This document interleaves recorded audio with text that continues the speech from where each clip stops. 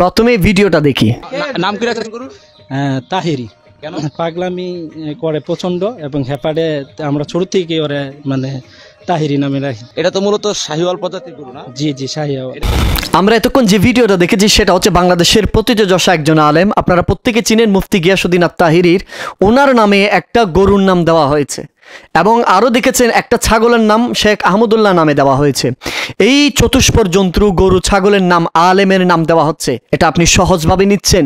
এটা কখনো সহজ নয়। রাসূলুল্লাহ সাল্লাল্লাহু আলাইহি ওয়াসাল্লাম বলেছেন, হে আমার উম্মতরা শুনে রাখো, আসমানের নিচে জমিনের উপরে শ্রেষ্ঠ মানুষ হচ্ছে যারা আলেম ওলামা, যারা দ্বীনের দায়ী, যাদের অন্তরের মধ্যে রাসূলুল্লাহ সাল্লাল্লাহু আলাইহি ওয়াসাল্লামের কোরআনের মহব্বত, রাসূলুল্লাহর হাদিসের মহব্বত আছে, যাদের হাদিসের নূর যাদের অন্তরে আছে, তারা হচ্ছে সৃষ্টির শ্রেষ্ঠ জীব বলা হয়েছে তাদেরকে।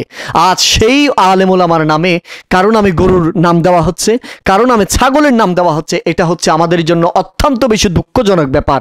এবং এই সব কিছুর আপনি যখন খতিয়ে দেখবেন, সব কিছুর পিছনে আমাদের দেশের যারা আলেম ওলামা বিদ্বেষী রয়েছে, আমাদের দেশে যারা ইসলাম বিদ্বেষী, এগুলো তাদের একটা নীল নকশা। তারা আলেম ওলামাদের ইমেজকে খাটো করার জন্য তারা এই চক্রান্তগুলা করে।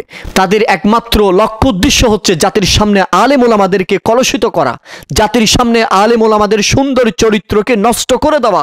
সেজন্য আমরা এখনই সোচ্চার হয়ে যেতে হবে। ইসলাম বিদ্বেষী, আলেম ওলামা বিদ্বেষী যে চক্রান্ত রয়েছে, এখনই তাদের লাগাম টেনে ধরতে হবে, নতুবা আমাদের পরিণতি অত্যন্ত ভয়াবহ হবে।